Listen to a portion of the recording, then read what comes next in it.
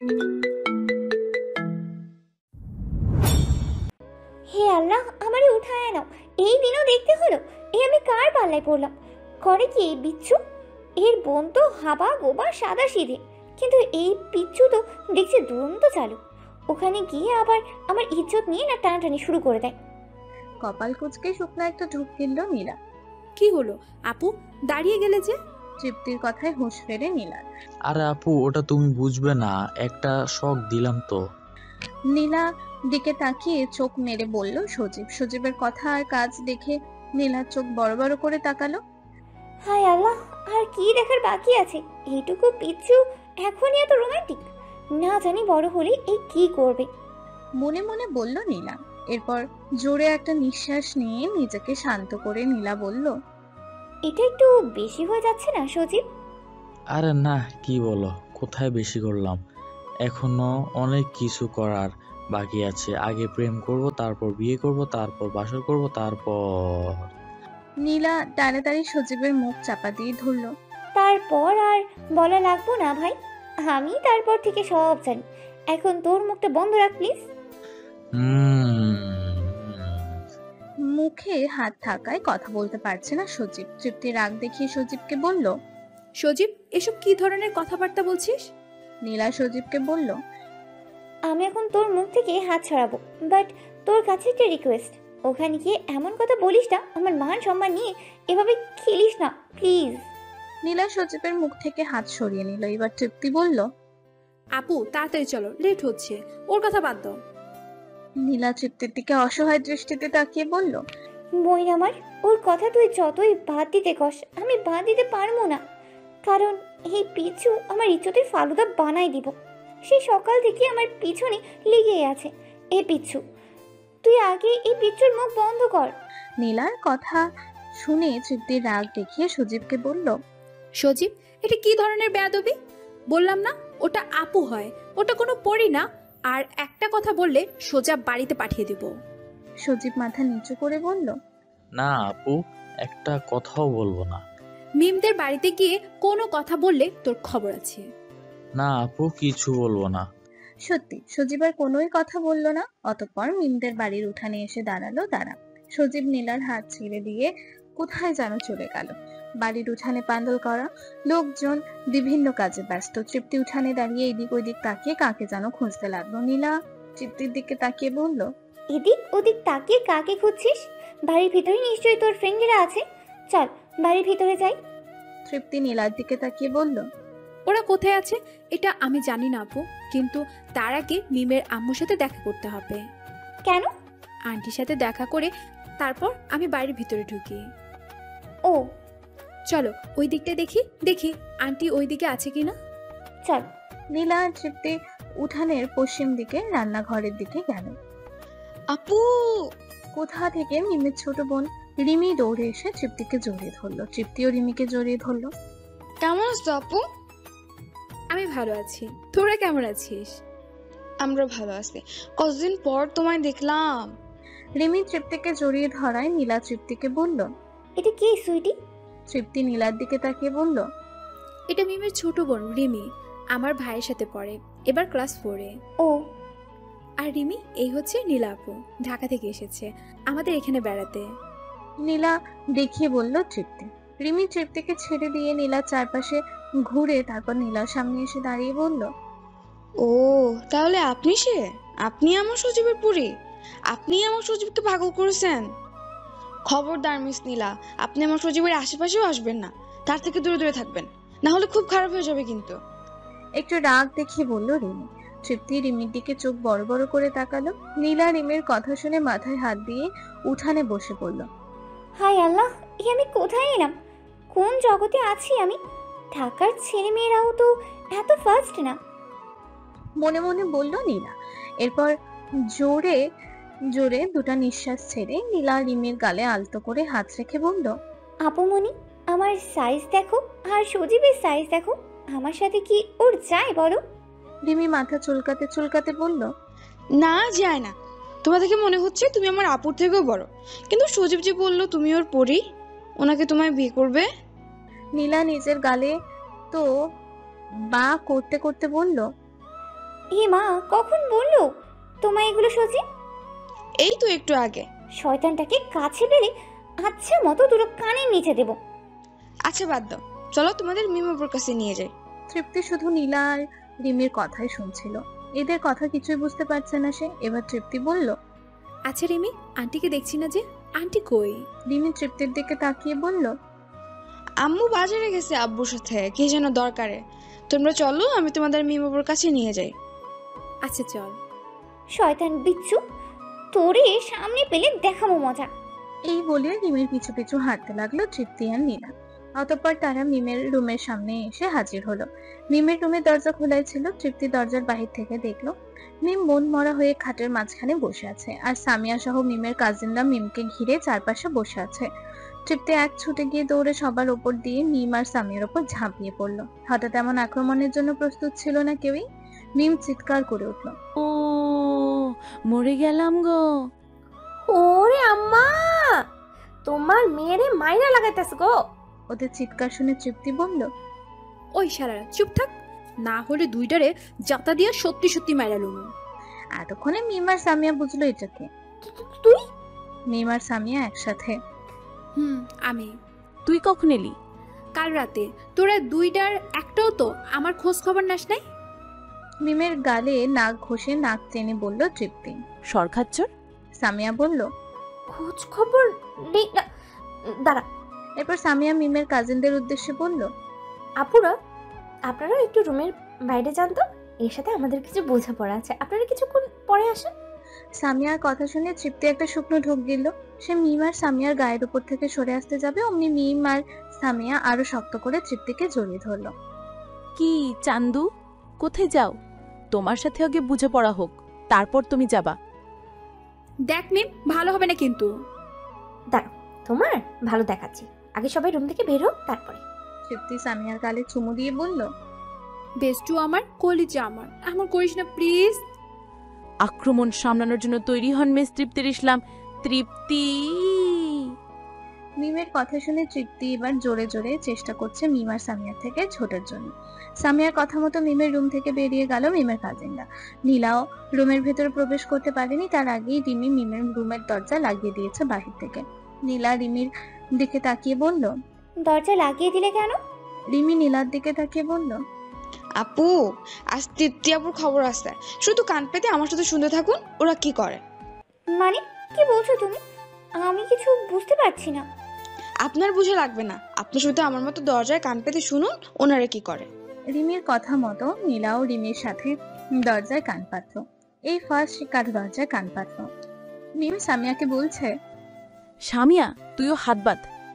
দেখ ভালো হচ্ছে না কিন্তু মিম। ভালো তো হবে এবার। এই বলে সামিয়া নিজের ওড়না দিয়ে তৃপ্তির হাত বেঁধে ফেলল। এরপর খাটের একপাশে ফেলে মিম আর সামিয়া তৃপ্তিকে সরাসরি দিতে লাগলো। তৃপ্তি উচ্চ স্বরে হেসে উঠলো আর বলতে লাগলো, প্লিজ বেস্টু, এমন করিস না, থাম প্লিজ। কিন্তু কে শুনে কার কথা? মিম আর সামিয়া নিজেদের মতো তৃপ্তিকে সুড়সুড়ি দিতে লাগলো। নিদ্র ঘুম থেকে উঠে ফ্রেশ হয়ে নিচতলায় নামলো। নিচতলায় সোফার উপর বসে নিজের ভাইয়ের সাথে ফোনে কথা বলছিল সালমা। নিদ্র গিয়ে সিঙ্গেল একটা সোফায় বসে পড়লো। সালমা কথা শেষ করে ফোন কেটে দিল। নিদ্র সোফার উপর দুপা তুলে ফোনের দিকে তাকিয়ে সালমাকে বলল, কারো কি আসার কথা ছিল চাচি আম্মা? নিদ্রর কথা শুনে নিদ্রর দিকে তাকালো সালমা। এরপর একটা হাসি দিয়ে বললেন, আমার ভাইয়ের ছেলে গতকাল দুবাই থেকে দেশে ফিরছে, তারই আসার কথা ছিল আজ, কিন্তু এখন আর আসবে না। আগামীকাল মিমের বিয়েতে আসবে ও, ওর বন্ধুর সাথে মিমের বিয়ে দিচ্ছে। নিদ্র আর চোখে সালমাকে একবার দেখে বলল, তোমার ভাইয়ের ছেলের নাম কি? ওর নাম নীরব। তোমার সাথে তো কখনো দেখা হয়নি, এবার দেখা করিয়ে দিব। ওকে, কিন্তু বাড়িতে যে কাউকে দেখছে না। এই সন্ধ্যায় কোথায় গেল সবাই? মোবাইল থেকে মাথা তুলে এদিক ওদিক তাকিয়ে সালমাকে বলল নিদ্র। সালমা মুখে হাসি রেখে বলল, তৃপ্তি, সজীব আর নীলা মিমদের বাড়িতে গেছে। বাহ, আমাকে একটা ডাকও দিল না। তুমি ঘুমিয়েছিলে, তাই তোমাকে ডাক দেয়নি। ও, আমিও এখনো বাড়িতে যাব, তুমিও চলো। নিদ্র সোফা থেকে দাঁড়িয়ে বলল, দাঁড়াও, আমি চেঞ্জ করে আসছি। এভাবেই তো ঠিক আছে, আবার চেঞ্জ করা লাগবে কেন? চাচি আম্মা, এই সন্ধ্যায় উপরেতে যাবো এভাবে? কপাল চুলকাতে চুলকাতে বলল নিদ্র। সালমা একটা হাসি দিয়ে বলল, সমস্যা কি? তোমাকে এমনিতেই অনেক সুন্দর লাগছে। ঠিক আছে, তাড়াতাড়ি আসো, আমি বাহিরে ওয়েট করছি। থ্যাংক ইউ চাচি আম্মা, আর একটু ওয়েট করো, আমি এক্ষুনি আসছি। এই বলে নিদ্র নিজের রুম থেকে চলে গেল। আর সালমা বাড়ির ভেতর সব কিছুতে একবার করে চোখ বুলিয়ে বাড়ি থেকে বেরিয়ে আসলো।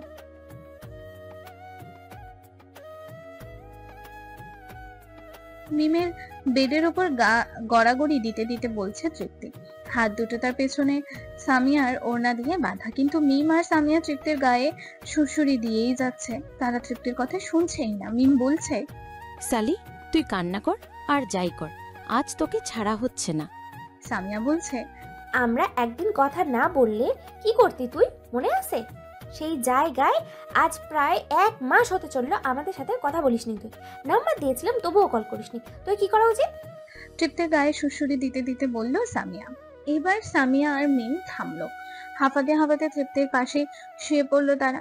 ঘামে পুরো ভিজে গিয়েছে তিনজনের শরীর। তৃপ্তি জোরে জোরে নিঃশ্বাস নিচ্ছে, হাসতে হাসতে চোখ দিয়ে পানি পড়তে শুরু করছে তার।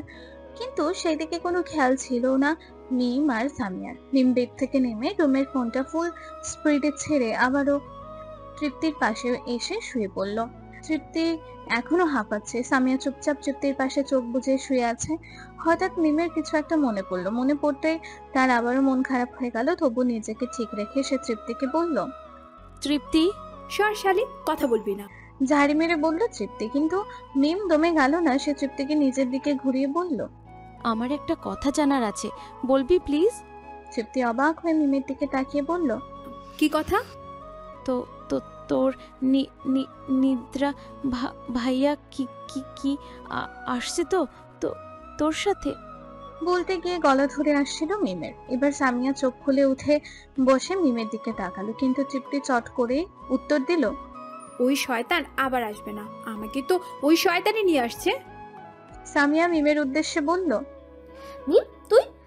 মিম সামিয়াকে হাত দিয়ে থামিয়ে দিল। এরপর বড় একটা ঢোক গিলে নিজে শান্ত করে বলল, সামিয়া, আমি আর তাকে আগের মতো চাই না, কিন্তু শেষবারের মতো তাকে একবার দেখতে চাই, শুধু একবার।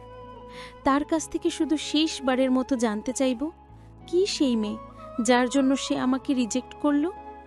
কি খামতে ছিল আমার মাঝে? তুই কি বলছিস বেষ্টু? কাকে শেষবারের মতো দেখতে চাস? তৃপ্তির কথা শুনে মিম তৃপ্তিকে জড়িয়ে ধরে ডুকরে কেঁদে উঠল। কান্নাটা যেন হওয়ারই ছিল, কিন্তু বুক ফেটে বেরিয়ে আসতে চাচ্ছে না। কাউকে না বেষ্টু, কাউকে না। তৃপ্তি সামিয়ার উদ্দেশ্যে বলল, সামিয়া, আমার হাত খুলে দে না। তৃপ্তির কথা মতো সামিয়া তৃপ্তির হাতের বাঁধন খুলে দিল। তৃপ্তি মিমকে দুহাত দিয়ে জড়িয়ে ধরে বলল, তোর কি হয়েছে বলতো বেষ্টু? মিম কান্না থামিয়ে চোখের পানি মুছে তৃপ্তির থেকে নিজেকে আলগা করে বলল, আমার কিচ্ছু হয়নি, তোদের ছেড়ে চলে যাব তাই মনটা খারাপ লাগছে। না, কিছু তো একটা হয়েছে। তুই বলেছিলি তুই অনেক দূর পর্যন্ত পড়াশোনা করবি, কিন্তু এখন তুই বিয়ে করে ফেলছিস। এটা সমস্যা না বেষ্টু, বিয়ের পরও আমার স্বামী আমাকে পড়াবে বলেছে। চোখের পানি মুছে বলল মিম। হঠাৎ করে রিমি দরজা খুলে রুমের ভেতর প্রবেশ করলো, সাথে নীলাও। হয়েছে আপনাদের কাতুকুতু খেলা? এই বলে হাসতে হাসতে মিমের বেডের পাশে এসে বসলো রিমি। নীলা দাঁড়িয়ে রইল। সামিয়া আর মিম নীলার দিকে অবাক হয়ে তাকিয়ে রইল। মিম বলল, এটা কে রিমি? আমি বলছি। এটা বলে তৃপ্তি বেড থেকে নেমে নীলার হাত ধরে বেডের পাশে নীলাকে বসিয়ে বলল, ইনি হচ্ছেন নীলা আপু, ঢাকা থেকে আমার সাথে এসেছে আমাদের বাড়িতে বেড়াতে। তৃপ্তির কথা শুনে নীলা তৃপ্তির দিকে চোখ পাকিয়ে বলল, আমি তোর কি হই? ও আমার ফ্রেন্ড হন উনি।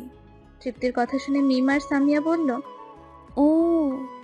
আর আপু, এই হচ্ছে আমার কলিজার বেস্টু মিম আর সামিয়া। দুহাত দিয়ে মিম আর সামিয়ার গলা জড়িয়ে ধরে বলল তৃপ্তি। নীলা বলল, আর বলতে হবে না, আমি দেখেই বুঝে গেছি। মিম নীলার দিকে অবাক হয়ে তাকিয়ে বলল, কাউকে দেখেই কি সব বোঝা যায়? না, বোঝা যায় না, কিন্তু তোমাদের দেখে আমি বুঝে গেছি, কারণ এ পর্যন্ত 1000 বার তোমাদের নাম তৃপ্তির মুখেই শুনেছি। এটা শুনে মিম আর সামিয়ার মুখে হাসি ফুটে উঠল। তাহলে আমাদের কথা মনে রেখেছে? আমরা তো ভেবেছিলাম ঢাকা গিয়ে আমাদের ভুলেই গেছে। সামিয়ার কথা শুনে নীলা সামিয়ার দিকে তাকিয়ে বলল, তোমাদের ভুলবে কে? ও, আমার হাসি পাচ্ছে এই কথা শুনে। আমি যতবার ওর কাছে আসতাম ততবার ও তোমাদের কথা নিয়ে গল্প ঝুড়ি দিত। আর পরশু তো ও কান্নাই করে দিয়েছিল প্রায়। আমি নীলাকে থামিয়ে তৃপ্তি বলল। আপু প্লিজ থামো। মিম আর সামিয়া তৃপ্তিকে জড়িয়ে ধরে কেঁদে উঠল। আরে আরে, কি করছিস তোরা? প্লিজ কাঁদিস না, আমার ভালো লাগছে না। তৃপ্তির কথা শুনে মিম আর সামিয়া নিজেদের শান্ত করলো। মিম বলল, আচ্ছা বিষ্টু, তারপর বল, এই কয়দিন ঢাকা তোর দিন কেমন কাটলো? শুরু হয়ে গেল তৃপ্তির মুখের গল্প। ঢাকা তার দিন কিভাবে কেটেছে। সন্ধ্যার পর থেকেই শুরু হয়ে গেছে সাজগোজ, হই হুল্লোড়। বাড়ির উঠোনে গা হলুদের প্যান্ডেলে খুব সুন্দর করে সাজানো হয়েছে। নিদ্র সালমার সাথে এসেছে, অনেকক্ষণ হয়ে গেছে। উঠানের এক কোনায় সজীবকে কোলে নিয়ে চেয়ারে বসে আছে নিদ্র। ঠিক বসে আছে না, তারা ফোনে তামিল মুভি দেখছে। অপর পাশে গালে হাত দিয়ে নিদ্রর দিকে অপলক দৃষ্টিতে তাকিয়ে আছে মিমের দুই কাজিন। তাদের মন চাচ্ছে নিদ্রকে এক্ষুনি গিলে খেতে। একটা মানুষ এতটা কিউট হয় কি করে? মিমের ফুফাতো বোন লামিয়া বলে, আমি তো ফিট বই। মিমের খালাতো বোন সানিয়া বলে। বুকে হাত দিয়ে লামিয়ার গায়ে ঢুলে পড়ে বলল সানিয়া, আস্তে আস্তে, আমিও কিন্তু আছি। মিমের ছোট খালাতো বোন সীমা বলে, তুই আসিস তো কি হয়েছে, তুই এখনো ছোট, যা ভাগ এখান থেকে। কপট রাগ দেখে বলল সানিয়া। সীমা মন খারাপ করে বলল, যাচ্ছি। এই বলে সীমা ওখান থেকে উঠে চলে আসলো মিমের রুমে। মিমকে সাজাচ্ছে নীলা আর মিমের ফুফাতো বড় বোন ইকরা। মিমের আরো কিছু কাজিন আছে, তারা মিমের বেডের উপর বসে আছে। তৃপ্তি আর সামিয়া একপাশে বসে তাদের মতো করে কথা বলছে। সীমা এসে বেডের উপর মিমের মেজো চাচার মেয়ের গায়ের উপর ঢলে পড়ে বলল, ক্রাশ খাইছি রে বোন সাথী। সীমার কথা শুনে সীমার দিকে তাকালো সবাই। ইকরা বলল, এসব কি কথা সীমা? এখানে তোর বড় আমরা আছি। সীমা সাথীর গায়ের উপর থেকে উঠে বসে বলল, আরে আপু শোন না, ছেলেটা না সেই রকম দেখতে, তুমি দেখলে না তুমিও ছেলেটার উপর ফিট হয়ে যাবা। সীমা, এবার কিছু বেশি হয়ে যাচ্ছে। সীমা এবার রাগ দেখিয়ে বলল, আমি তো বেশি করি। আর তোমার ছোট বোন লামিয়া যে ওখানে বসে বসে ছেলেটার দিকে হা করে তাকিয়ে ঢোক গিলছে। কি? হ্যাঁ হ্যাঁ হ্যাঁ। চল তো দেখি ছেলেটাকে। আমরাও দেখব। ইকরা নীলার উদ্দেশ্যে বলল, আপু, আপনি একটু মিমকে দেখুন, আমি এক্ষুনি আসছি। এই বলে ইকরা, সীমা আর মিমের চাচাতো বোনরা মিমের রুম থেকে বেরিয়ে আসলো। ছেলেটা কে হবে বলে তোর ধারণা মিম? এতক্ষণ পর্যন্ত তৃপ্তি, সামিয়া, মিম, নীলা এদের কথা চুপচাপ শুনছিল। এরা সবাই রুম থেকে বেরিয়ে যেতেই সামিয়া এই কথা বলল। সামিয়ার কথা শুনে মিম বলল, আমি যা ধারণা করছি তুইও কি তাই ধারণা করছিস? সামিয়া গালে হাত দিয়ে বলল, তবে এবার বাইরে গিয়ে দেখতে হবে সেই কিনা। তুই গিয়ে দেখে আয় যা। ঠিক আছে, আমি দেখে আসছি। এই বলে বসা থেকে উঠে দাঁড়ালো সামিয়া। আমিও যাব তোর সাথে। না, তোর যাওয়ার দরকার নেই, তুই এখানে বসে থাক। ওকে, তাড়াতাড়ি আয়। সামিয়াও মিমের রুম থেকে বেরিয়ে গেল। নীলা কিছু বুঝতে না পেরে মিমকে বলল, এনি প্রবলেম মিম? না আপু, তুমি সাজাও। মিমের কথা শুনে নীলা আর কিছুই বলল না। সে চুপচাপ মিমকে সাজাতে লাগলো আর বিভিন্ন ধরনের কথা বলতে লাগলো। সামিয়া বাহিরে এসে দেখলো মিমের সব কাজিনরা নিদ্রর দিকে হাঁ করে তাকিয়ে আছে। নিদ্রকে দেখে সামিয়ার ধারণা সঠিকই প্রমাণিত হলো। সামিয়া আর নিদ্রর দিকে তাকিয়ে না থেকে মিমের কাজিনদের কাছে গেল। মিমের কাজিন মহলে সবার বড় ইকরা। সামিয়া ইকরার কাছে গিয়ে দাঁড়িয়ে বলল, আপু, আপনিও এখানে দাঁড়িয়ে আছেন? আর ওইদিকে যে লেট হয়ে যাচ্ছে। সামিয়ার কথায় হুঁশ ফেরে ইকরার। হুঁশ ফিরতেই লজ্জা বোধ করে সে। কাজিন মহলে সবার বড় হয়ে এইভাবে একটা ছেলের দিকে তাকিয়ে থাকা সত্যি লজ্জার বিষয়। তবু ইকরা নিদ্রর দিকে তাকিয়ে বলল, তুমি যাও, আমি আসছি। সামিয়া আর কথা বাড়ালো না। সে চুপচাপ সেখান থেকে মিমের রুমে চলে আসলো। মিমের রুমে এসে সামিয়া সোজা মিমের কাছে গিয়ে মিমের কানে কানে বলল, যা ভেবেছিলাম সেটাই, নিদ্র ভাই এসেছে। সামিয়ার ফুসফুসানি দেখে নীলা এবার বলল, এই তোমরা কি ফিসফিস করছো সে কখন থেকে? আমাকেও একটু বলো, আমিও শুনি। সামিয়া সোজা হয়ে দাঁড়িয়ে বলল, না আপু, তেমন কিছু না। মিমের কাজিনরা যেভাবে বাইরে ছেলেটার দিকে তাকিয়ে আছে, মনে হচ্ছে কাছে চিবিয়ে খাবে। ও, তা ছেলেটাকে চেনো তুমি? সামিয়া তৃপ্তির দিকে একবার, আবারও নীলার দিকে একবার তাকিয়ে বলল, চিনব না কেন? উনি তো নিদ্র ভাইয়া, তৃপ্তির বড় চাচুর ছেলে। এটা শুনে তৃপ্তি এক লাফে বসা থেকে দাঁড়িয়ে বলল। কি, ভাইয়া এখানে আসছে? সামিয়া অবাক হয়ে বলল, হ্যাঁ, কেন? আমি তো ভেবেছিলাম আসবে না। নীলা মনে মনে বলল, লাইলি এখানে, মজনু আবার না এসে থাকবি নাকি? মনে মনে বলল নীলা। মিম নীলাকে বলল, আপু লেট হচ্ছে, তাড়াতাড়ি করুন, আম্মু আবার বকা দিবে। সামিয়া অবাক হয়ে মিমের দিকে তাকিয়ে তৃপ্তির পাশে বসে পড়ল। মিমের স্বাভাবিক আচরণ সামিয়া মানতে পারছে না। অতঃপর মিমের সাজ শেষ হয়ে এলো, গায়ে হলুদে স্টেজে ওঠানো হলো তাকে। স্টেজে উঠে মিমের চোখ উঠানের কোণে নিদ্রর ওপর পড়লো। দেখলো নিদ্র তার দিকে তাকিয়ে আছে। মিম মিষ্টি একটা হাসি দিল। নিদ্র মিমের হাসির পরিবর্তে মিমকে হাতের ইশারায় বুঝিয়ে দিল বিউটিফুল লাগছে তাকে। মিম মুখে হাসি রেখে স্টেজে রাখা সোফার উপর বসে পড়লো। বুকের ভিতর দুমড়ে মুচড়ে যাচ্ছে মিমের। একতরফা ভালোবাসা কেন এত কষ্ট দেয়? গায়ে হলুদের অনুষ্ঠান শেষ হতে হতে রাত প্রায় 2টা বেজে যায়, কিন্তু নিদ্র এত রাত পর্যন্ত ওখানে ছিল না। সে রাত 11টার আগেই চেয়ারম্যান বাড়ি ফিরে আসছে। তৃপ্তি একটা হলুদ লেহেঙ্গা পরেছিল, যা ওকে ফুটিয়ে তুলেছিল এক হলুদ পরিতে। চোখ সরাতে পারছিল না নিদ্র তৃপ্তির থেকে। মিম কিনেছিল লেহেঙ্গাটা তৃপ্তির জন্য। মিমের চাচাতো ভাইরা, ফুপাতো ভাইরা শুধু তৃপ্তির দিকে হাঁ করে তাকিয়েছিল। এটা নিদ্র সহ্য হচ্ছিল না, তাই সে চেয়ারম্যান বাড়িতে চলে আসে। মিমের জন্য একটু খারাপ লাগছে নিদ্র, কিন্তু কিছু করার নেই তার, কারণ নিদ্রর মন প্রাণ জুড়ে শুধু তৃপ্তির বসবাস। সে তৃপ্তিকে ছাড়া অন্য কাউকে নিয়ে ভাবতেই পারছে না। সকালে ঘুম থেকে উঠতে প্রায় 8টা বেজে যায় নিদ্র। ফ্রেশ হয়ে নিচ তলায় নামলো সে। নিচ তলায় সোফার উপর বসে বজলুর টিভিতে নিউজ দেখছে। নিদ্র গিয়ে একটা সিঙ্গেল সোফায় বসে পড়লো। বজলুর আর চোখে একবার নিদ্রকে দেখে নিল। কিরে, ঘুম কেমন হলো? বজলুর বলে উঠলো নিদ্রকে। নিদ্র বজলুরের দিকে তাকিয়ে বলল, ভালো। আর চেয়ারম্যান অফিস যাবে না। বজলুর টিভি থেকে চোখ নামিয়ে নিদ্রর দিকে তাকালো। এরপর হাত দুটো উঁচু করে আড়মোড়া ভেঙে বজলুর বলল, না, আজ চেয়ারম্যান অফিসে যাব না, আজ বিয়ে খেতে যাব। সালমা টেবিলে সকালের নাস্তা সার্ভ করতে করতে বললেন, এই তোমার নাস্তা সেরে নিবে, আসো। চল নাস্তাটা সেরে নি। এই বলে বজলুর টিভি অফ করে খাবার টেবিলের দিকে হাঁটা ধরলো। নিদ্র আর বসে না থেকে সেও খাবার টেবিলের দিকে হাঁটা ধরলো। অতঃপর খাবার টেবিলে এসে বসলো নিদ্র আর বজলুর। চাচি আম্মা, তৃপ্তিকে দেখছি না যে, ওরা কোথায়? সালমা নিদ্রর প্লেটে খাবার সার্ভ করতে করতে বললেন, ওরা এখনো ঘুম থেকে উঠেনি, কাল অনেক রাত পর্যন্ত জেগেছিল, তাই এখনো ঘুমাচ্ছে। তোমরা খাও, আমি ওদের ডেকে নিয়ে আসছি। সালমার কথা শুনে বজলুর বলে উঠল, না, এখন টাকার দরকার নেই, আরো একটু ঘুমোক, তারপর ডেকে দিও। ঠিক আছে। এই বলে সালমা কিচেনের দিকে চলে গেল। নিদ্র খাবার শেষ করে দোতলায় নিজের রুমে চলে আসলো। কিছুক্ষণ নিজের রুমে বসে থেকে তারপর তৃপ্তির রুমের দিকে উঁকি দিল সে। দেখলো তৃপ্তি নিদ্র রানা সেই টেডিটাকে জড়িয়ে ধরে ঘুমিয়ে আছে। দরজা খোলা থাকায় তৃপ্তির রুমের ভেতর প্রবেশ করতে কোনো সমস্যা হয়নি নিদ্র তৃপ্তির রুমে ঢুকে ভেতর থেকে দরজা লাগিয়ে দিল। এরপর আস্তে করে তৃপ্তির বেডের পাশে এসে দাঁড়ালো সে। ফ্লোরে হাঁটু মুড়ে বসে তৃপ্তির বেডের পাশে মাথা কাত করে শুয়ে তৃপ্তির ঘুমন্ত মুখের দিকে তাকিয়ে রইল নিদ্র। তৃপ্তির কপালের ওপর চুলগুলো এলোমেলো হয়ে ছড়িয়ে ছিটিয়ে আছে সারা মুখে। ঠোঁটে লাল লিপস্টিক লেপটে আছে, চোখের কাজল লেপটে গেছে, কপালের কালো টিপ নিজের জায়গা থেকে খানিকটা সরে গেছে, মুখে হালকা তেল ভাসা দিয়েছে, গালে এখনো হালকা হালকা হলুদ দেখা যাচ্ছে। নিদ্র পকেট থেকে ফোন বের করে কয়েকটা পিক তুলে নিল এই ঘুমন্ত মায়াপুরীর। পিক তুলে ফোনটা আবার পকেটে পুরে নিল সে। এরপর তৃপ্তির মুখের ওপর থাকা চুলগুলো সরিয়ে কানের পেছনে গুজে দিল নিদ্র।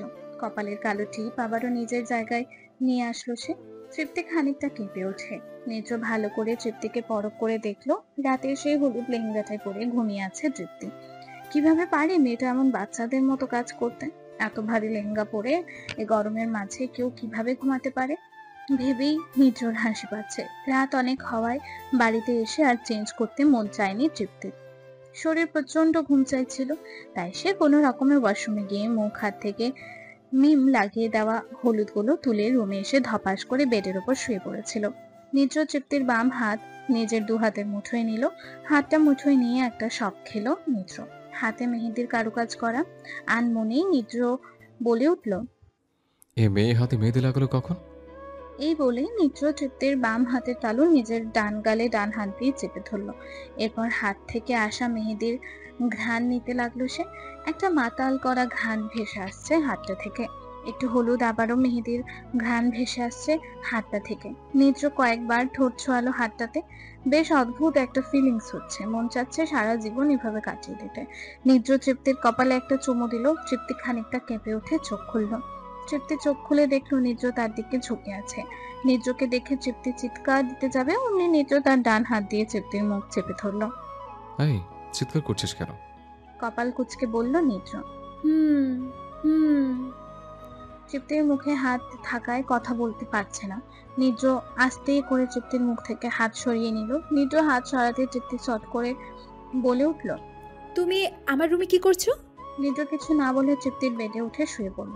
এরপর তৃপ্তিকে সে তার ওপর টেনে নিল। এই কি করছো? ছাড় শয়তান, আমাকে ছাড়। নিদ্র তৃপ্তির কোমর নিজের দুই হাত দিয়ে চেপে ধরল নিজের শরীরের সাথে। ছাড়ার জন্য তো ধরে নে মাই কিউটি। তৃপ্তি নিদ্রর বুকে কয়েকটা ঘুষি মেরে বলল, তোমার সাথে আমার কোনো কথা নাই, ছাড়ো আমাকে। আমার সাথে কথা বলবে না তুমি। নিদ্র তৃপ্তির চোখে চোখ রেখে বলল, কাল এমন ভাবে সাজলে কেন? কে বলছে কাল তো কিভাবে সাজতে? নিদ্রর কথা শুনে তৃপ্তি কপট রাগ দেখিয়ে বলল, আমার যেমন ইচ্ছে আমি তেমন ভাবে সাজবো, এতে তোমার কি? নিদ্র তৃপ্তির কোমর থেকে এক হাত সরিয়ে এনে তৃপ্তির নাকটা একটু টেনে বলল, আমার অনেক কিছু মাই কিউটি। না, তোমার কিচ্ছু না। আমাকে একদম টাচ করার চেষ্টা করবে না। নিদ্র আবারও তৃপ্তির কোমরে হাত নামিয়ে বলল, কাল সেজেছিস ঠিক আছে, কিন্তু আজ যাতে আমার সাজ না দেখি। নিদ্রর এই কথা শুনে তৃপ্তি আরো রেগে গেল। সে দাঁত কটমট করে বলল, আমার একমাত্র বান্ধবীর বিয়ে আর আমি সাজবো না? না, আমি সাজবো। হালকা একটু চিৎকার সুরে বলল তৃপ্তি। না, এমন ভাবে সাজার দরকার নেই। তৃপ্তি এবার আরো একটু চিৎকার দিয়ে বলল, আমি সাজবো সাজবো সাজবো।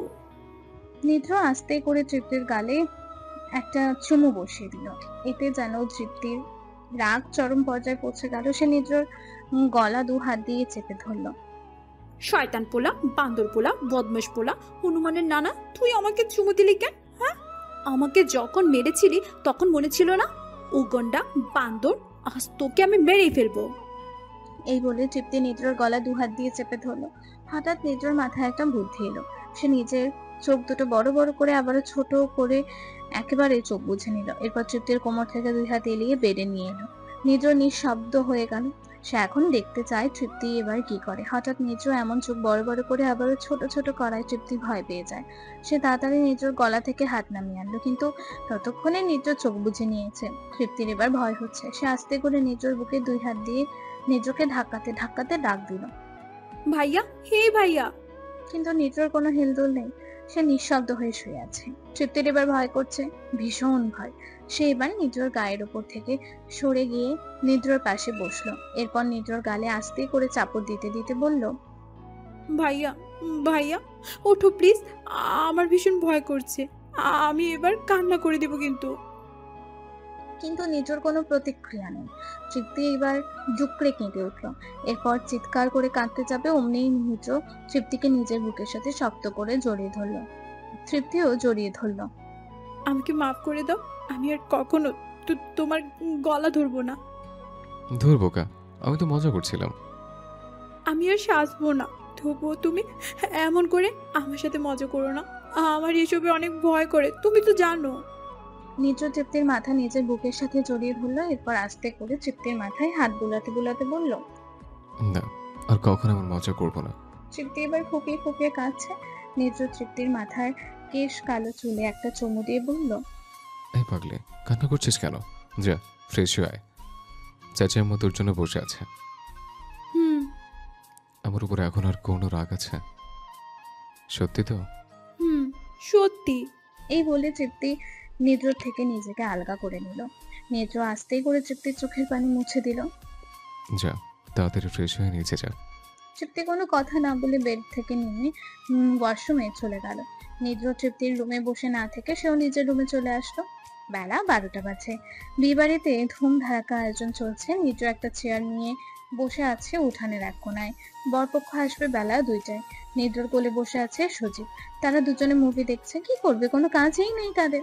থেকে থেকে বাতাসের সাথে পোলাও, রোস্ট আর অনেক রকমের খাবারের ঘ্রাণ ভেসে আসছে।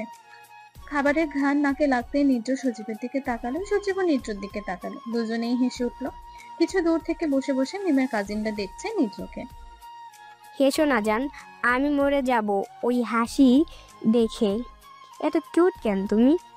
লামিয়া সোনিয়ার দিকে তাকিয়ে বলল, আচ্ছা সানিয়া, আমরা যে ওই ব্যাটার দিকে এমন করে তাকিয়ে আছি, কই ওই ব্যাটা তো একবারও আমাদের দিকে তাকালো না। তাকাবে কি করে? এত হ্যান্ডসাম দেখতে, নিশ্চয়ই গার্লফ্রেন্ড আছে, না হলে কি এমনভাবে চুপচাপ বসে থাকতো? তুই ঠিক বলেছিস সাথী, হতে পারে ওর গার্লফ্রেন্ড আছে, তাই তো ও আর অন্য কোনো দিকেই তাকাচ্ছে না। লামিয়ার কথা শুনে সোনিয়া বলল, ট্রাই করতে ক্ষতি কি? হতে পারে ওর গার্লফ্রেন্ডের থেকে মুখ সরিয়ে আমাদের উপর তাকালো। ওর গার্লফ্রেন্ড আর কতই সুন্দর হবে, আমরা কি কম সুন্দর নাকি? লামিয়া সোনিয়ার দিক থেকে মুখ সরিয়ে আবারও নিদ্রর দিকে তাকিয়ে বলল, আমি কাল রাতে মিমের ফ্রেন্ড সামিয়ার থেকে জানতে পেরেছি ওর নাম নিদ্র, ঢাকায় থাকে। মিমের আরেক ফ্রেন্ড তৃপ্তির আব্বু, মানে ওই এলাকার চেয়ারম্যান সাহেবের বড় ভাইয়ের ছেলে। সোনিয়া লামিয়ার দিকে চোখ বড় বড় করে তাকিয়ে বলল, কি বলছিস, সত্যি নাকি?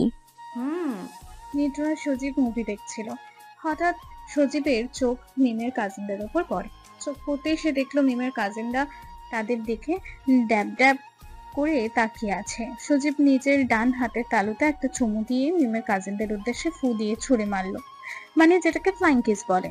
মিমের কাজিনরাও সজীবের ফ্লাইং কিসের পাল্টা জবাব দিল। তারাও ফ্লাইং কিস ফু দিয়ে ছুঁড়ে মারলো তাদের দিকে। এবার সজীবের একটু খটকা লাগলো, ফ্লাইং কিসটা কি তাকে দিল নাকি নিদ্রকে? সজীব মিমের কাজিনদের দিকে তাকিয়ে নিদ্রর প্লেটে নিজের ডান হাতের কোন দিকে গুঁতো মেরে বলল, ভাইয়া একবার এই দিকে তাকাও। সজীবের কাণ্ড দেখে নিদ্র সজীবের দিকে তাকিয়ে বলল, কোন দিকে তাকাবো? এই যে মিমাপুদের ঘরের বারান্দার দিকে, দেখো কতগুলো পুরি আমাদের দিকে হা করে তাকিয়ে আছে। সজীবের কথা অনুযায়ী নিদ্র সেই দিকে তাকালো, দেখলো কিছু মেয়ে তাদের দিকে ড্যাব ড্যাব করে তাকিয়ে আছে। নিদ্র তাকাতেই মেয়েগুলোর মুখে হাসি ফুটে উঠলো। মনে হলো তার তাকানোর জন্যই মেয়েগুলো ওখানে বসে আছে। নিদ্র সজীবের মাথায় আস্তে করে একটা চড় মেরে বলল, এত দিকে তাকাস কে? চুপচাপ মুভি দেখ। সজীব নিজের মাথা ডলে আবারও ফোনের স্ক্রিনে তাকালো। এভাবে কিছু সময় যাওয়ার পর হঠাৎ কোথা থেকে রিমির আগমন ঘটে। কি করো জানো? সজীবকে উদ্দেশ্য করে বলল রিমি। সজীব কপাল কুঁচকে মুখের ভাব শক্ত করে রিমিকে বলল, ওই কে তোর জানু? আমি তোর জানু না, আমি পরীর জানু, যা ভাগ এখান থেকে। সজীবের কাণ্ড দেখে নিদ্র সজীবের দিকে চোখ বড় বড় করে তাকালো। রিমি মুখ কালো করে বলল, জানো তুমি আমার সাথে এমন করছো কেন? ওই বুড়া বুড়ি আসার পর থেকে তুমি আমার সাথে ঠিকমতো কথা বলো না। রিমির কথা শুনে সজীব রিমির দিকে হাতের আঙুল তুলে বলল, আমার পরীরে বুইরা বেড়ি বলবি না, তোর থেকে অনেক স্মার্ট আমার পরী। দেখোস নাই কাল কি করে তোর মিমাপুরে সরাইছে। ঠিক আছে কমু না, কাঁদো কাঁদো মুখ করে বলল রিমি। এরপর রিমি নিদ্রর দিকে তাকিয়ে বলল, ভাইয়া আপনাকে আম্মু ঘরের ভেতরে গিয়ে ফ্যানের নিচে বসতে বলেছে, এখানে তো অনেক গরম পড়েছে তাই। এই বলে রিমি হাত মুঠ করে চোখ ডলতে ডলতে হিচকি তুলে সেখান থেকে চলে গেল। ভাইয়া আমার জানু অনেক কষ্ট পাইছে, এবার কি হবে? নিদ্রর দিকে তাকিয়ে বলল সজীব। নিদ্র সজীবকে দুই হাত দিয়ে জড়িয়ে ধরে বলল, ভাই আমার, তুই যেভাবে কাজ করে যাচ্ছিস সেভাবে করে যা। কয়েকদিন পর তো আমরা চলে যাব, তারপর তুই আবার তোর জানো না আগের মতো বানাই লইস। কিন্তু ভাইয়া আমার জানু যদি আগের মতো ভালো না বাসে, আর আজ ওর আপুর বিয়ে, আজ একটু ওর সাথে ঠিক মতো কথা বলি। সজীবের কথা শুনে মাথা চক্কর দিয়ে উঠল নিদ্র। বলে গিয়ে ছেলে, নাক টিপে দিলে এখনই দুধ বের হবে আর সে এখনই ভালোবাসা নিয়ে দৌড়াদৌড়ি করছে। নিদ্র ডান হাত বিউটিফুল স্টাইল করে সজীবকে বলল, ভাই তুই তো সেই, আমার থেকে অনেক বড় হবি তুই। এখনো তোর পেছনে মেয়ে ঘুরে, আর তুই বড় হলে কি হবে আল্লাহ মাহবুব জানে। সজীব নিজের শার্টের কলার ডান হাত দিয়ে টেনে বলল, ভাইটা কার সাথে দেখতে হবে না।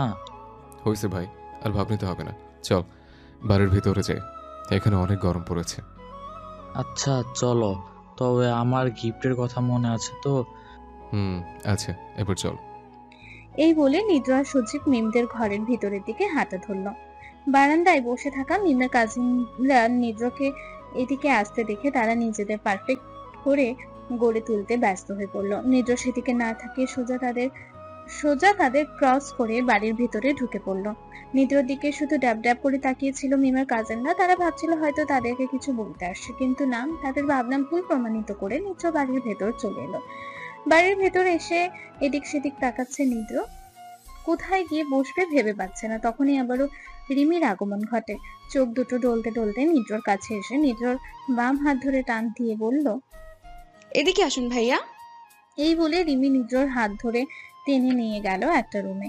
রুমটা দেখে নিদ্র বলল, রিমি, এটা কার রুম? রিমি নিদ্রর দিকে অবাক হয়ে তাকিয়ে বলল, ভাইয়া আপনি আমার নাম জানেন? না মানে আগে জানতাম না, কাল সজীবের থেকে শুনেছি। নিদ্রর কথা শুনে রিমি সজীবের দিকে তাকালো। সজীব একটা ভেটকি মাছের মতো হাসি দিল। নিদ্র বলল, রিমি, বললি না তো এটা কার রুম? এটা আমার রুম ভাইয়া, আপনি ওখানে গিয়ে বসুন, আমি আম্মুকে ডেকে দিচ্ছি। রিমির কথা শুনে সজীব গিয়ে রিমির বেডের উপর বসে পড়ল। সাথে সাথে রিমি সাপের মতো ফুঁসে উঠল। এক দৌড়ে সজীবের কাছে গিয়ে সজীবের হাত ধরে টেনে তার বেড থেকে নামিয়ে দিল। শয়তান, তুই আমার বেডে উঠবি না, তোর মতো লুচ্চারে আমি আমার বেডে বসতে দিব না। রিমির কথা শুনে নিদ্রর মাথায় হাত দিয়ে বসে পড়ল। বলে কি এই মেয়ে, এইটুকু মেয়ের এত জেদ? সজীব এবার রিমির হাত ধরে বলল, জানো সরি, আমি আসলে। সজীবকে থামিয়ে রিমি বলল, চুপ লুচ্চা, তুই আমার সাথে কথা বলবি না। নিদ্র এবার রিমিকে বলল, রিমি, আমার কথা শোনো। রিমি সজীবের হাত ঝাড়া মেরে নিজের হাত থেকে ছাড়িয়ে রুমের দরজা লাগিয়ে নিদ্রর সামনে এসে বলল, ভাইয়া আগে আমি আপনাকে বলবো, আপনি শুনুন। এই বলে রিমি হাতের আঙুল সজীবের দিকে তাক করে বলল, ওই লুচ্চিচারের সাথে আমার 1 বছর রিলেশন। গতকাল থেকে ওই লুচ্চিচার ওই বুইরা বিড়ি পাইয়া আমার বুই লাগাইছে। এবার আপনি বিচার করেন ওই লুচ্চিচারের কি করা উচিত। রিমির কথা শুনে নিদ্র মুখে হাত দিয়ে একবার রিমির দিকে তাকাচ্ছে, আবার সজীবের দিকে তাকাচ্ছে। এখনকার জেনারেশন কোথায় পৌঁছে গেছে আল্লাহ। নিদ্র এসব ভাবতে ভাবতে রিমির বেডের পাশে গিয়ে বসলো। মাথা প্রচন্ড গরম এখন রিমি। সজীব রিমির বেডের পাশ দিয়ে দাঁড়িয়ে আছে। নিদ্র আর রিমির বেডের ওপর বসে আছে সামনাসামনি। নিদ্র একবার রিমির দিকে তাকাচ্ছে, আবার সজীবের দিকে তাকাচ্ছে। বলুন ভাইয়া, ওকে এখন কি করা উচিত? হালকা একটু জোর গলায় বলল রিমি।